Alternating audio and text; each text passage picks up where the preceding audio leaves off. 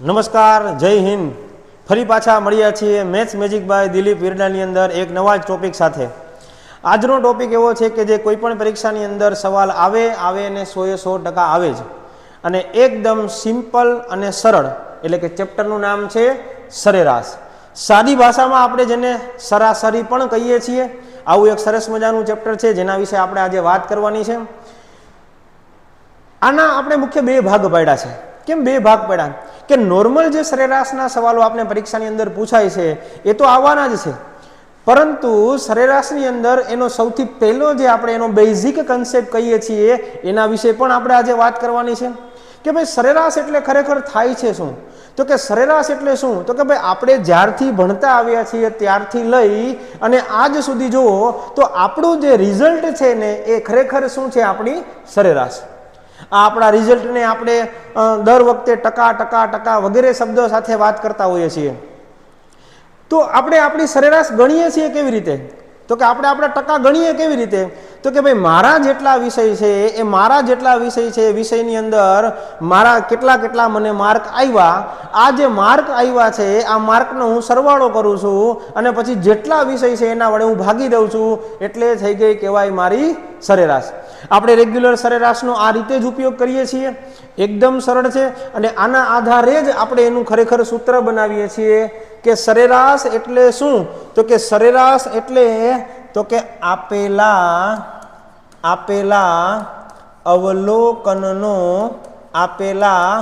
અવલોકનનો સરવાળો. કે જે કાંઈ પણ આપણા વિષયો છે, આપણે જેટલા વિષયોના માર્ક આવ્યા હતા એ આપેલા અવલોકનનો સરવાળો કરશું અને છેદમાં લખશું આપેલા અવલોકનની સંખ્યા. શું લખશું? આપેલા અવલોકનની સંખ્યા. એટલે મળી જશે આપને આપણી સરેરાશ. આ આપણી રેગ્યુલર સરેરાશનું સૂત્ર છે. હવે આ સરેરાશ છે એને મુખ્ય આપણે 3 ભાગમાં વેચીએ છીએ અને જેને આપણે કહીએ છીએ મધ્યવર્તી સ્થિતિના માપો. મધ્યવર્તી સ્થિતિના માપ. હવે આ મધ્યવર્તી સ્થિતિના કેટલા માપ છે? તો કે આપણે ખાસ 10મા ધોરણની અંદર પણ ભણી ગયા, ઉપરાંત આપણે જે આંકડાશાસ્ત્ર વિષય 11 અને 12 ધોરણની અંદર ભણતા એમાં પણ આના વિશે વાત કરેલી હતી કે ભાઈ મધ્યવર્તી સ્થિતિ છે એના 3 માપો છે. કયા કયા? તો કે સૌથી પહેલું માપ છે જેને કહીએ છીએ આપણે મધ્યક. બીજું તો કે બીજું છે જેને આપણે કહીએ છીએ મધ્યસ્થ, અને ત્રીજું છે જેને આપણે કહીએ છીએ બહુલક. આ મધ્યવર્તી સ્થિતિના મુખ્ય 3 માપો છે. આ 3 માપો વિશે આપણે આજે વાત કરવાની છે. તો વાત કરીએ આપણા પહેલા માપની, એટલે કે મધ્યકની. આ મધ્યકને દર્શાવવામાં આવે છે x બાર વડે, અને આપણો આ મધ્યક એટલે જ આખી બની જશે આપણી સરેરાશ, જેને સરેરાશ પણ કહેવામાં આવે છે. ઘણી બધી વખત સરાસરી શબ્દનો પણ ઉપયોગ કરેલો હશે.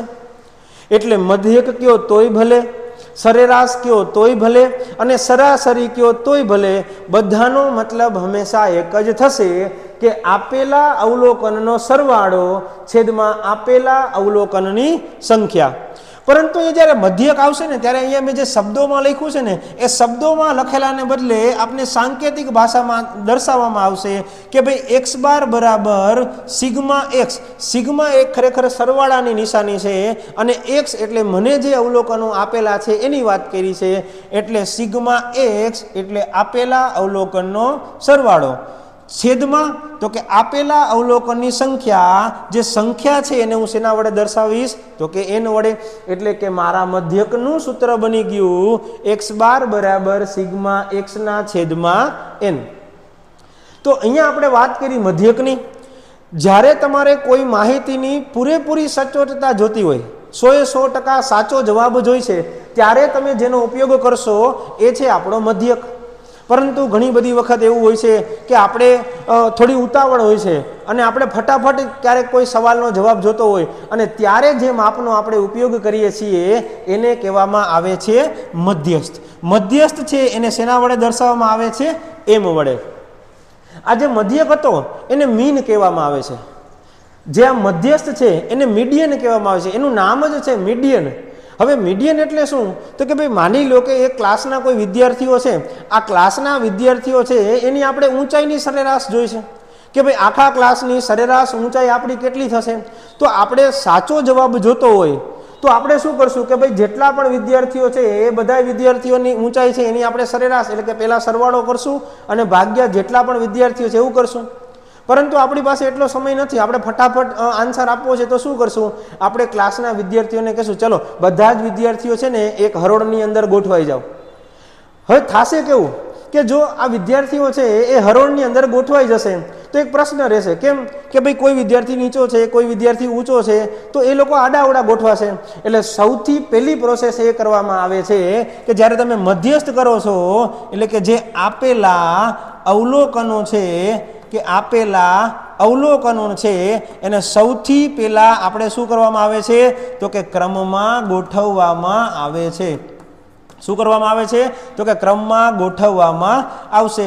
જેથી કરીને શું થશે? તો કે જેથી કરીને જે અવલોકનો છે એ સૌથી નાનાથી લઈને સૌથી મોટા સુધી એક આખા વ્યવસ્થિત રીતે ક્રમની અંદર ગોઠવાઈ જશે.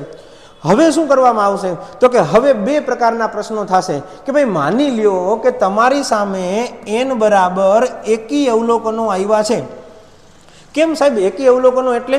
તો કે એકી અવલોકનો એટલે માની લો કે તમારી પાસે 5 વિદ્યાર્થીઓ છે, તો તમે 5 વિદ્યાર્થીઓને લાઈનની અંદર ગોઠવશો તો તમને ખબર છે કે એમાં વચ્ચે કયો વિદ્યાર્થી આવશે? તો કે આપને ખબર છે કે વચ્ચે 3 નંબરનો વિદ્યાર્થી છે એ વચ્ચે આવવાનો છે. માની લો કે આપણે 7 વિદ્યાર્થીઓ ગોઠવ્યા છે. હવે જો આપણે 7 વિદ્યાર્થીઓ ગોઠવશું તો આપને ખબર છે કે વચ્ચે કેટલા નંબરનો વ્યક્તિ આવશે? તો કે ભાઈ વચ્ચે 4 નંબરનો વિદ્યાર્થી આવવાનો છે. આવી જ રીતે માની લો કે આપણે 11 વિદ્યાર્થીઓ છે, તો 11 વિદ્યાર્થીઓની અંદર મને ખબર છે કે વચ્ચે છે એ 6 નંબરનો વિદ્યાર્થી આવવાનો છે.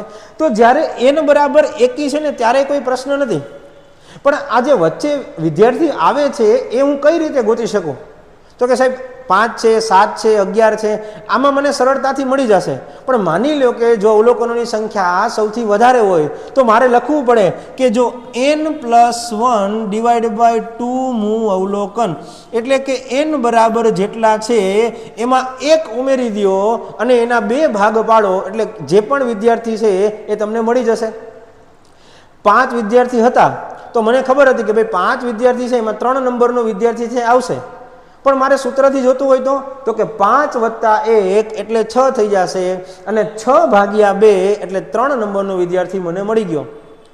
હવે ભલે મને આ લોકો 39 પૂછે, ભલે મને આ લોકો 87 પૂછે, ભલે મને આ લોકો 119 પૂછે, તો આપણે કંઈ અઠીઓ મારવા જવાની જરૂર છે નહીં.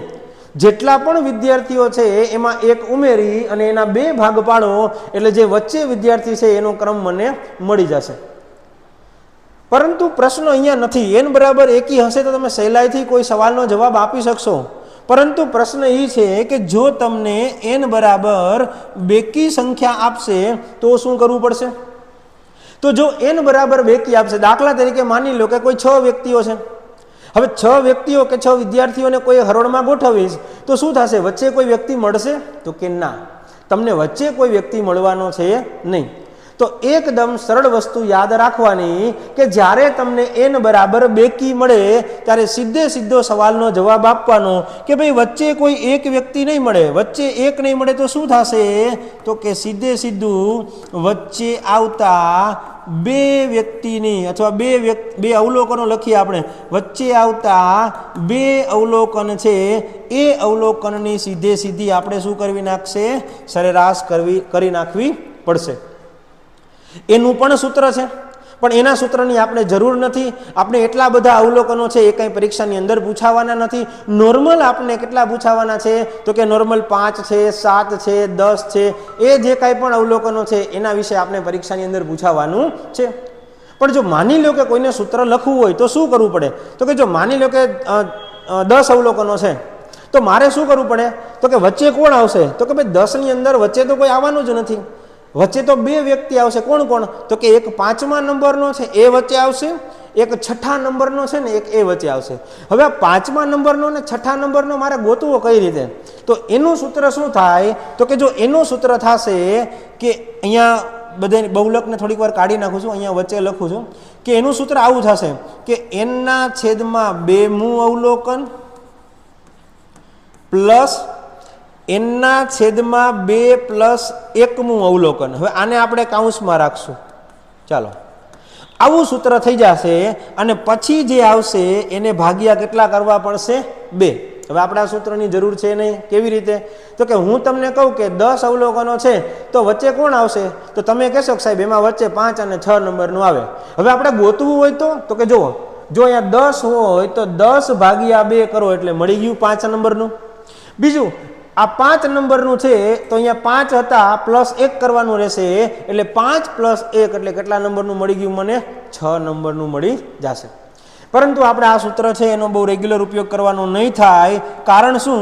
તો કે ભાઈ પરીક્ષાની અંદર આ લોકો આપને એટલા બધા આપને સૂત્ર આધારિત પૂછવાના નથી. નોર્મલ મને 5 છે, 7 છે, કે ભાઈ 10 છે, 12 છે, કે મેક્સિમમ 20 છે, એટલા અવલોકનો પૂછશે. તો એટલા અવલોકનો છે એનો તો હું સહેલાઈથી સવાલનો જવાબ આપી શકીશ. તો બે વસ્તુ વિશે વાત કરી આપણે અહીંયા. પહેલે મધ્યક વિશે વાત કરી, બેઝિક, જેને આપણે આપણી આખી સરેરાશ કહીએ છીએ કે સરાસરી કહીએ છીએ. બીજું આપણે મધ્યસ્થ વિશે વાત કરી તો કે ભાઈ મધ્યસ્થ ગણતા પહેલાં અવલોકનોને ક્રમમાં ગોઠવવા પડશે અને ક્રમમાં ગોઠવી દીધા પછી 2 શક્યતાઓ થશે કે n બરાબર 1 મળશે તો n+1 ડિવાઇડ 2મું અવલોકન કરશું અને જો n બરાબર 2 હશે તો વચ્ચે આવતા 2 અવલોકનની આપણે સરેરાશ કરશું. પણ જો આપણે વચ્ચે કયા 2 અવલોકનો આવે છે એના વિશે ખ્યાલ નથી તો આપણે એનના છેદમાં 2મું અવલોકન પ્લસ એનના છેદમાં 2 પ્લસ 1મું અવલોકન, આ જે સૂત્ર છે એ સૂત્રનો આપણે અહીંયા ઉપયોગ કરશું. તો અહીંયા આપણે વાત મધ્યક અને મધ્યસ્થની કરેલી છે. આગળ વધીએ અને આગળ વધવાનું છે આપણો આના જેવું જ એક ત્રીજો મુદ્દો જે અહીંયા બાકી છે અને જેને આપણે કહીએ છીએ બહુલક. આ વસ્તુ અહીંયાથી હું કાઢી નાખું છું. મધ્યક અને મધ્યસ્થ આપણા માટે ક્લિયર હશે. બરાબર છે? ચાલો, તો હવે આપણે વાત કરવાની છે આપણા ત્રીજા મુદ્દા વિશે. અને ત્રીજો મુદ્દો છે એટલે જેને આપણે કહીએ છીએ બહુલક. એનું નામ જ છે બહુલક. બહુ એટલે તો કે વધારે, લકને આપણે એને લુક કહેશું. લુક એટલે તો કે જોવું. તો કે તમને જોવામાં જે સૌથી વધુ વખત દેખાય છે એને આપણે બહુલક તરીકે ઓળખીએ છીએ અને જેને દર્શાવવામાં આવે છે કેના વડે? તો કે જેને z વડે દર્શાવવામાં આવે છે. હવે જે બહુલક છે એનો મતલબ તો કે ભાઈ સૌથી વધુ વખત પુનરાવર્તન થતું અવલોકન. શું મતલબ થશે બહુલકનો? તો કે સૌથી વધુ વખત પુનરાવર્તન થતું અવલોકન. અહીંયા બહુલકની અંદર એક વસ્તુ યાદ રાખજો, ક્યારેક એવું થશે કે બહુલક છે એટલે કે z બરાબર ઘણી બધી વખત શૂન્ય પણ હોઈ શકે છે. ક્યારેય બની શકે એવું કે કોઈ અવલોકન રિપીટ જ નથી થતું તો તમને બહુલક બરાબર શૂન્ય પણ પૂછાઈ શકે છે. અને ક્યારેક એવું થશે કે અહીંયા બહુલક છે એટલે કે z બરાબર તમને 1 થી વધુ પણ તમને જવાબ તરીકે મળી શકશે. જ્યારે ક્યારેય વિધાનવાળા સવાલો પૂછાવાની શક્યતા હોય ત્યારે એવું બની શકે છે કે ક્યારેક આમાંથી પણ એકાદું વિધાન આવી શકે. એક્ઝામ્પલ તરીકે તમને અહીંયા એકાદું આપું છું કે ભાઈ એવો સવાલ એવો આવ્યો કે અહીંયા મને અવલોકનો આપેલા છે 5, 7, 4, 7, 3, 2, 7, 3, 4. હવે અહીંયા મને કીધેલું છે કે અહીંયા આપેલા જે અવલોકનો છે એની અંદરથી બહુલક કોણ થશે? તો બહુલક ગોતવા માટે મારે પહેલાં તો એ ગોતવું પડશે કે કયું અવલોકન પુનરાવર્તિત થાય છે. એટલે મેં અહીંયા જોયું કે ભાઈ કયું અવલોકન પુનરાવર્તન થાય છે. મેં જોયું 5 છે નથી આવતો, 7 છે એ એકવાર આવે છે, બીજી વખત આવે છે, ત્રીજી વખત આવે છે, 7 છે એ ખરેખર 3 વખત આવે છે. પછી તો કે 4 છે અને 4 છે, આ 4 છે એ ખરેખર 2 વખત જ આવે છે. તો રિપીટ તો 2 થાય છે પણ આપણે એ જોવાનું છે કે સૌથી વધુ વખત પુનરાવર્તન કોણ થયું? તો કે ભાઈ 7 છે એ 3 વખત આવે છે એટલે મારા સવાલનો જવાબ મળી ગયો 7. એટલે કે મારો બહુલક થઈ ગયો 7. પણ મિત્રો એવું બને કે ભાઈ માની લ્યો કે આ લોકો અહીંયા સાથે સાથે હજી એક વખત 4 મૂકી દીધા છે તો હું એમ કહી શકું કે ભાઈ જો અહીંયા 4 મૂકો છો તો અહીંયા જે 7 હતા એ 3 વખત આવ્યા અને પછી અહીંયા જે 4 છે એ પણ 3 વખત આવ્યા, તો 7 અને 4 છે એ બે 3 વખત આવે છે, એટલે એવું બનશે કે બહુલક છે એ 1 થી વધુ મળશે. મારા સવાલનો જવાબ 7 તો હતો જ, પણ હજી સાથે સાથે બીજો જવાબ કયો થઈ ગયો તો કે 4. કારણ શું? તો કે બહુલકનો નિયમ છે કે જે અવલોકનો સૌથી વધુ વખત પુનરાવર્તિત થતા હોય એને આપણે અહીંયા સાથે લેવા પડશે. તો આ વાત હતી બહુલકની. પણ બનશે એવું કે ઘણી બધી વખત આ લોકો તમને આ મેથડના આધારે નહીં પણ તમને મધ્યક અને મધ્યસ્થ આપી અને ત્યાર પછી એના ઉપરથી જ્યારે તમને બહુલક ગોતવાનું પૂછશે અને ત્યારે આપણે જે સૂત્રનો ઉપયોગ કરવાનો થશે એ છે z બરાબર 3m માઇનસ 2x બાર. અને પરીક્ષાની અંદર આ સૂત્રના બેઝના આધારે પણ પરીક્ષામાં ઘણા બધા સવાલો પૂછાતા હોય છે. સરસ મજાનું સૂત્ર છે, લગભગ બધા વિદ્યાર્થી મિત્રોને આવડતું જ હોય છે કે z બરાબર 3m માઇનસ 2x બાર. હવે અહીંયા શું થશે તો કે ઘણી બધી વખત z પૂછે તો તમને મધ્યક અને મધ્યસ્થ બે તમને એ લોકોએ આપી દીધેલા હશે, પણ એવું જરૂરી નથી. 3 વસ્તુ છે, મધ્યક છે, મધ્યસ્થ અને બહુલક છે. z બરાબર 3m માઇનસ 2x બાર. ઘણી બધી વખત મધ્યક આપશે અને બહુલક આપશે અને પછી તમને કહેશે કે ચાલો મધ્યસ્થ શોધો. તો આ પ્રકારના દાખલાઓ છે એના વિશે પણ આપણે આગળ અહીંયા વાત કરશું. પણ બહુલકમાં એક વસ્તુ યાદ રાખી લ્યો કે જો x બાર બરાબર m હોય, યાદ રાખજો, કોઈ પણ બે છે ને એ સરખા હોય, ખાલી આટલું યાદ રાખવાનું કે કોઈ પણ બે છે એ સરખા હોય, એટલે કે x બાર બરાબર m હોય, x બાર બરાબર z હોય, તો x બાર બરાબર માની લો કે x બાર બરાબર z છે અથવા m બરાબર z છે, કોઈ પણ બે સરખા હોય તો ત્રીજો હંમેશા એના જેવો જ હશે. એટલે કે જો x બાર બરાબર m હોય તો m અથવા x બાર બરાબર પણ પાછો શું થઈ જશે z. કોઈ પણ બે સરખા મળી જાય તો બે સરખા હોય તો ત્રીજો હંમેશા એના જેવો જ તમને જોવા મળશે. કેવી રીતે? તો કે ભાઈ દાખલા તરીકે m બરાબર 50 છે, તો આ 50 છે અને આ 50 છે, તો જુઓ આ 3 વાર છે ને આ 2 વાર છે, એટલે 50 તેરી 150 અને 50 દૂને 100, 150 માંથી 100 જાય તો કેટલા વધ્યા? 50. એટલે કે જો આ કોઈ પણ બે સરખા હોય તો ત્રીજો હંમેશા તમને એના જેવી જ સંખ્યા જોવા મળશે. આ વસ્તુ ખાસ યાદ રાખજો. ઘણી બધી વખત એકદમ સરળ સવાલ પૂછી નાખે કે ભાઈ x બાર બરાબર 30 છે, મધ્ય m બરાબર 30 છે, તો z બરાબર કેટલા? હવે ઓલા બેના 30 આપ્યા છે તો ત્રીજો છે એ હંમેશા તમને 30 જ જોવા મળવાનો છે. તો અહીંયા આપણે વાત કરી બહુલકની. આ જે બહુલક છે એમાંથી પણ ઘણી બધી વખત પરીક્ષાની અંદર સવાલો આવતા હોય છે.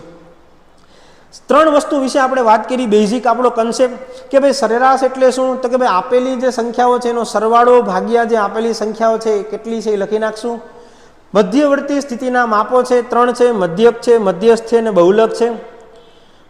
હવે આ જે ત્રણેય માપ છે એમાં રેગ્યુલર ઘણા બધી વખત એવું થાય છે કે સીધા મંડી આપણે સરેરાશના દાખલા ગણવા, પણ ના, આપણે આજે એવું નથી કરવાનું. આપણે સીધા આપેલી સંખ્યાનો સરવાળો અને છેદમાં એની સંખ્યાઓ વિશે આપણે સીધી આજે વાત નથી કરવાની. આજે આપણે શરૂ કરવાનો છે આપણો પહેલો મુદ્દો, જે પરીક્ષાની અંદર સૌથી વધુ વખત પૂછાય છે.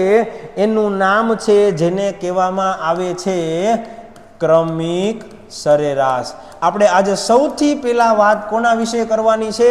તો કે આપણે આજે વાત કરવાની છે ક્રમિક સરેરાશ વિશે. હવે જોવા જાવ તો ક્રમિક સરેરાશ છે એ શું છે? તો કે જ્યારે તમને કોઈ સંખ્યાઓ ક્રમની અંદર આપેલી હશે તો એમાં કયા કયા નિયમો લાગુ પડશે, જોઈએ કયા કયા નિયમો લાગુ પડે છે. પણ પેલો પ્રશ્ન એ થાય કે મિત્રો ક્રમિક એટલે શું?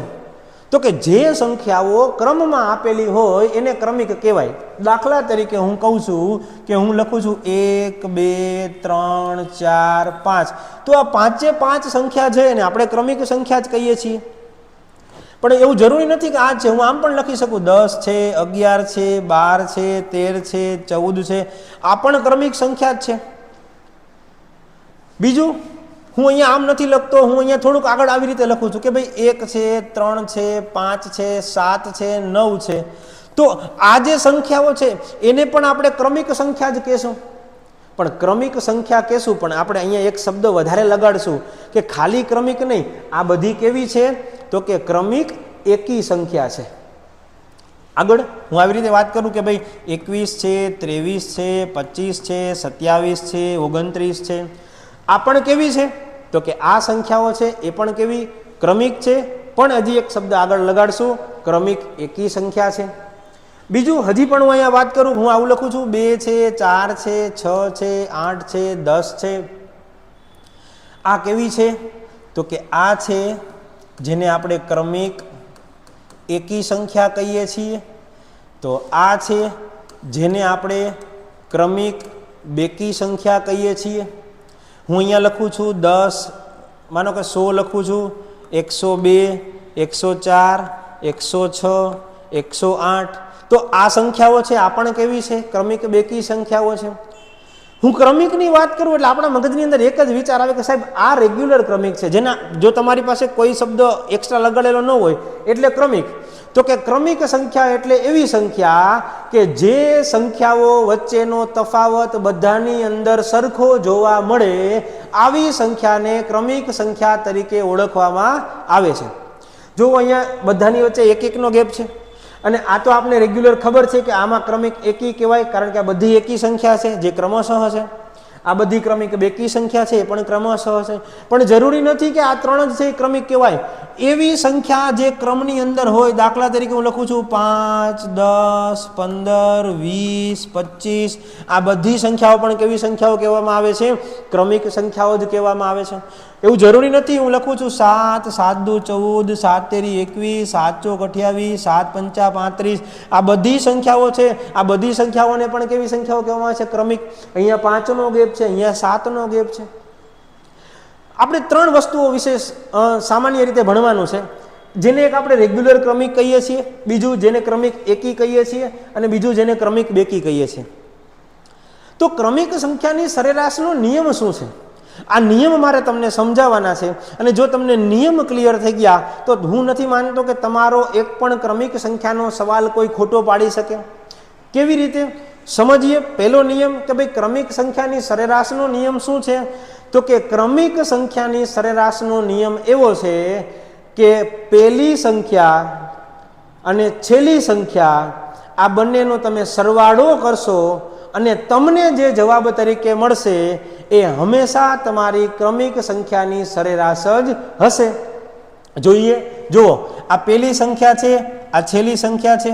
આ બંનેનો તમે સરવાળો કરો અને ભાગ્યા 2 એટલે કે આ બંનેની સરેરાશ કરો તો તમને પણ જે સંખ્યા મળશે તમારી સરેરાશ જ હશે. બીજું જુઓ, 5 અને 1 6, 6 ભાગ્યા 2 એટલે 3. પણ આ જે 3 મળ્યા એ જુઓ તમને કઈ જગ્યાએ મળ્યા જુઓ તો કે સાહેબ આ તો મને મળ્યા એક્ઝેક્ટ વચ્ચે. તો આના ઉપરથી આપણો બીજો નિયમ બને છે કે ક્રમિક સંખ્યાની સરેરાશ હંમેશા બધાની વચ્ચે આવતી સંખ્યા જ હશે. ખરેખર જોવા જાવ તો આને આપણે પહેલો નિયમ તરીકે ઓળખી લઈએ કે ભાઈ ક્રમિક સંખ્યાની સરેરાશ હંમેશા બધાની વચ્ચે આવતી સંખ્યા જ મળશે.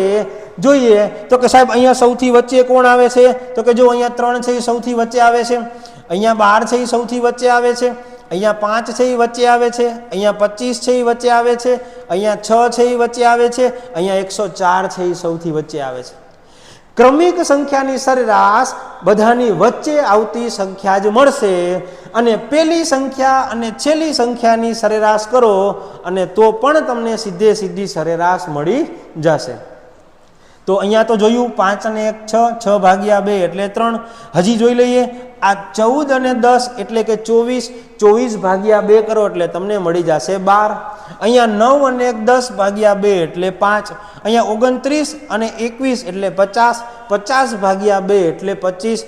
અહીંયા પણ એવું થશે 10 ને 2 12 ભાગ્યા 2 એટલે 6, 108 અને 100 એટલે 208 ભાગ્યા 2 એટલે 104. જે આ બે નિયમ છે, આ બે નિયમના આધારે જ તમામ પ્રકારની ક્રમિક સંખ્યાઓની સરેરાશ તમને મળી જશે.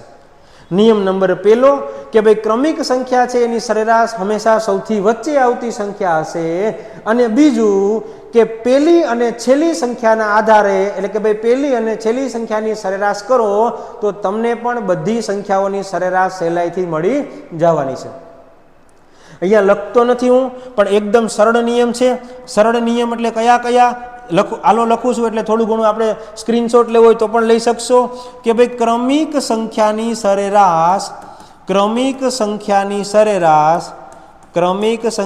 સરેરાશ હંમેશા વચ્ચે આવતી સંખ્યા જ હશે. પેલો નિયમ છે, જો ગમે એ સંખ્યાઓ હોય, ગમે એ ક્રમિક સંખ્યાઓ હોય, એની સરેરાશ હંમેશા વચ્ચે આવતી સંખ્યા જ હશે. અને બીજો નિયમ કે ભાઈ પ્રથમ અને આખરી સંખ્યાની સરેરાશ પરથી તમામ ક્રમિક સંખ્યાની સરેરાશ મળી જશે. આ બે નિયમ છે એ જો તમને આવડી ગયા એટલે માની લેજો કે તમારી તમામ પ્રકારની ક્રમિક સંખ્યાની સરેરાશ છે એ તમને આવડી ગઈ. તો એક સ્ક્રીનશોટ લેવો હોય તો લઈ લેજો. ઉપરાંત આપણા ટેલિગ્રામ ચેનલની અંદર પણ હું અહીંયા આ જે વિડીયો છે એના અહીંયા આખી PDF મૂકવાનો છું, તો એમાંથી જોવું પડે તો પણ જોઈ લેજો. પીડીએફની વાત નીકળી એટલે ટેલિગ્રામ ચેનલની વાત કરી દઉં, વોટ્સઅપ ગ્રુપની વાત કરી દઉં કે ઇન્સ્ટાગ્રામની વાત કરી દઉં. Maths magic by Dilip Irda બધાની અંદર એક જ નામ છે, તો ખાસ લાઇક કરજો, શેર કરજો, સબસ્ક્રાઈબ કરજો. અને યુટ્યુબમાં તો તમે જોવો જ છો એટલે મારે વધારે કાંઈ કહેવાની જરૂર છે નહીં. જો થોડુંક ગમતું હોય, એમ લાગે કે આ ગમે છે, તો બીજા મિત્રો સુધી પહોંચાડજો, વધુમાં વધુ મિત્રો સુધી શેર કરજો. એટલે આ જે સરેરાશ છે એટલે કે ક્રમિક સરેરાશનો જે ભાગ છે એમાંથી આપણો એક પણ માર્ક કપાઈ શકે નહીં. તો મિત્રો અહીંયા આ વસ્તુ તો તમને ક્લિયર થઈ ગઈ હશે, પણ તમારા મગજની અંદર એક ડાઉટ આવતો હશે. કયો ડાઉટ તમારા મગજની અંદર આવશે? તો કે ભાઈ તમારા મગજની અંદર એક ડાઉટ આવશે જેને આપણે કહીએ છીએ કે સાહેબ આ એક તમે 5 લખી એનો તો વાંધો નહીં, પણ મેં આમ લખ્યું હોત તો 1 2 3 4 5 6 લખ્યું હોત તો આમાં વચ્ચે કોણ આવવાનું છે? આમાં વચ્ચે કોઈ નહીં આવે. તો અહીંયાથી જ આપણે આગળ વધવાનું છે કે જ્યારે પણ સંખ્યાઓ છે એ બેકી ક્રમમાં હશે તો આપણે વાત કરી વચ્ચે 1 નો આવે તો વચ્ચે કેટલા આવશે? 2. એટલે આ વચ્ચે જે 2 આવે છે આ બંનેની સરેરાશ ઉપરથી પણ તમને આખી સંખ્યાઓની સરેરાશ મળી જશે. પરંતુ આ સવાલ છે ને એ બને ત્યાં સુધી અહીંયા જે 1 નો ગેપ છે ને ત્યાં બહુ ઓછો આવશે. તો આ સવાલ આવશે ક્યાં? તો કે આ સવાલ છે ને અહીંયા આવશે કે ભાઈ આ દાખલા તરીકે હું તમને કહું કે ભાઈ 15 17 19 21 23 અને 25 અહીંયા મેં 6 સંખ્યા લખી છે. હવે આ સંખ્યાઓની સરેરાશ તમને કેવી રીતે મળશે? તો કે મને વાત થઈ એ જ પ્રમાણે કે ભાઈ જે વચ્ચે 2 સંખ્યાઓ આવે છે અને આ જે 2 સંખ્યાઓ છે એની સરેરાશ કરી લ્યો કે ભાઈ 19 અને 21ની વચ્ચે કોણ આવશે? તો કે સાહેબ આ સવાલનો જવાબ મને મળી ગયો શું? 20. તો આવા પ્રકારના પણ સવાલો તમને પરીક્ષાની અંદર પૂછાવાના છે. પણ જો આ રીતે સીધા સવાલ પૂછાય ને તો કંઈ પ્રશ્ન જ નથી, પણ પ્રશ્ન થોડોક વિચિત્ર રીતે પૂછાશે. કેવી રીતે? અને એ તમને એવો સવાલ પૂછશે કે 5 ક્રમિક સંખ્યા દાખલા તરીકે આવી રીતે ખાલી આપે નહીં તો ખાલી શબ્દોમાં લખેલું હશે કે ભાઈ 5 ક્રમિક સંખ્યા છે, આ 5 ક્રમિક સંખ્યાની સરેરાશ તમને માની લો કે 30 મળી જવાની છે. ખાલી ક્રમિક શબ્દોનો પ્રયોગ કર્યો છે એટલે કંઈ વાંધો નથી. અને ખાલી ક્રમિક શબ્દ એટલે જો કે ભાઈ આગળ પાછળ કંઈ શબ્દ નથી લગાડ્યો, નથી એકી કે નથી બેકી, એટલે એવી ક્રમિક સંખ્યા જેનો ગેપ કેટલાનો હશે? 1. તો ઘણી બધી વખત આવો કોઈ સવાલ પૂછાય તો વિદ્યાર્થી એક ધારીને રીતથી ટેવાયેલો હોય છે કે લખીએ કે ભાઈ 5 ક્રમિક સંખ્યા છે, આ 5 ક્રમિક સંખ્યાની જો તમારે સરેરાશ જોતી હોય તો તમારે દાખલા તરીકે ધારવું પડે સાહેબ 5 સંખ્યાઓ કઈ? તો કે ઘણા લખશે આ x હશે, આ x+1, આ x+2, આ x+3, હવે અહીંયા x+4. હવે આવી ધારીને સંખ્યાઓની સરેરાશ મેળવશે. આપણે આ કાંઈ ધંધો કરવાનો છે નહીં. શું કામ આમ નથી કરવાનું? તો કે જે આપણા આગલા 2 નિયમો હતા એ 2 નિયમો જો તમને આવડી ગયા એટલે તમને સવાલનો જવાબ મળી ગયો. કા સવાલનો જવાબ પહેલા નિયમમાંથી હશે અને કા સવાલનો જવાબ બીજા નિયમમાંથી હશે. તો અહીંયા માની લો કે મને પૂછ્યું છે કે ભાઈ 1 2 3 4 5 આ 5 ક્રમિક સંખ્યા છે. આ 5 ક્રમિક સંખ્યાની સરેરાશ માની લો કે 30 છે. તો મને પહેલો નિયમ આવડે છે, ક્રમિક સંખ્યાની સરેરાશ હંમેશા વચ્ચે આવતી સંખ્યા જ હશે. તો આ જે સંખ્યાઓ છે એમાં સહેલાઈથી વચ્ચે કેટલા મૂકી દઈશ? 30. હવે તો કે જો મેં અહીંયા વચ્ચે 30 મૂક્યા તો હવે વિચારો આ બધી સંખ્યાઓ જો ક્રમિક હોય તો એની આગળ કઈ હોવી જોઈએ? તો કે સાહેબ આગળ 29 હોવી જોઈએ ને અહીંયા આગળ 28 હોવી જોઈએ, અહીંયા આગળ 31 હોવી જોઈએ ને અહીંયા આગળ 32 હોવી જોઈએ. મને સરળતાથી બધી સંખ્યાઓ મળી ગઈ. અહીંયા મારે ક્યાંય x ધારવાની જરૂર જ નથી પડી. પણ જો તમે આ x ધારીને કરો તો પણ જવાબ તો તમને આ જ મળવાનો છે. એટલે ક્રમિક સંખ્યાઓનો નિયમ યાદ રાખીએ કે પ્રથમ અને આખરી સંખ્યાની સરેરાશ કરો તો પણ સરેરાશ મળી જશે અને ક્રમિક સંખ્યાની સરેરાશ હંમેશા વચ્ચે આવતી સંખ્યા જ હશે. બસ આ જ પ્રકારના સવાલો આપણે આગળ વધારતા જવાના છે. પણ મેં કીધું એમ કે જો 5 કહેશે 7 કહેશે તો તમે વચ્ચે લખી નાખશો, પણ આ લોકો તમને શું સવાલ પૂછશે? તો કે ભાઈ માની લો કે આ લોકોએ તમને સવાલ આવો પૂછ્યો કે 1 2 3 4 5 અને 6 ક્રમિક બેકી સંખ્યાની સરેરાશ 45 છે. સવાલ શું પૂછ્યો? 6 ક્રમિક બેકી સંખ્યાની સરેરાશ 45 છે. હવે વિદ્યાર્થી વિચારશે કે ભાઈ પહેલા તો આ 6 છે, આમાં વચ્ચે કોણ આવે? તો કે સાહેબ 6 ની અંદર કોઈ વચ્ચે આવવાનું જ નથી. બીજું 45 છે એવું આપ્યું છે, એટલે 45 તો ખરેખર એકી સંખ્યા છે. તો આ 45 મારે લખવા ક્યાં? તો કે અહીંયા જે શીખાતા એ પ્રમાણે આપણે ખબર પડી ગઈ કે ભાઈ જો જે સંખ્યાઓ આપેલી છે એ બેકી હોય તો એની સરેરાશ સીધી વચ્ચે ન મળે. તો કે વચ્ચે જે બે સંખ્યાઓ આવે છે આ બે સંખ્યાઓ ઉપરથી એની સરેરાશ મળી હશે. તો હું અહીંયા જોવા જાઉં તો વચ્ચે મને અહીંયા બે આ સંખ્યા હતી, આના ઉપરથી મને કેટલી મળેલી હશે? તો કે આના ઉપરથી મને 45 મળેલી હશે. અને આ જે 45 છે એ કોની બની હશે? તો કે ભાઈ જો ક્રમિક હોય તો એક એની આગળની ને એક એની પાછળની, એટલે એક 44 ની અને એક 46 ની આ બંને સંખ્યાઓની સરેરાશ થઈ અને 45 બની હશે. તો આ પ્રકારે તમે બે સંખ્યાઓ ગોતી અને બીજી સંખ્યાઓ ગોતી શકો છો. તો હવે બીજી કઈ હોવી જોઈએ?